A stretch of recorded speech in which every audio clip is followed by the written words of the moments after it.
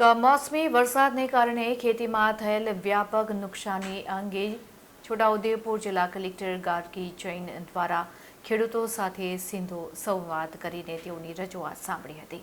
ખેતરમાં ઊભા પાકને થયેલ નુકસાન અંગે ખેડૂતો સાથે સીધો સંવાદ કરી ગાર્ગી જૈને તેમની રજૂઆત સાંભળી હતી। નોંધનીય છે કે આ વર્ષે છોટાઉદેપુર જિલ્લામાં 22,300 હેક્ટરમાં ડાંગર અને 23,523 હેક્ટરમાં ખેડૂતો દ્વારા સોયાબીનનું વાવેતર કરવામાં આવ્યું છે। આ મુલાકાત દરમિયાન જિલ્લા ખેતીવાડી અધિકારી BS પંચાલ, મદદનીશ ખેતી નિયામક કૃણાલ પટેલ, તલાટી, ગ્રામ સેવક અને ખેડૂતો ઉપસ્થિત રહ્યા હતા।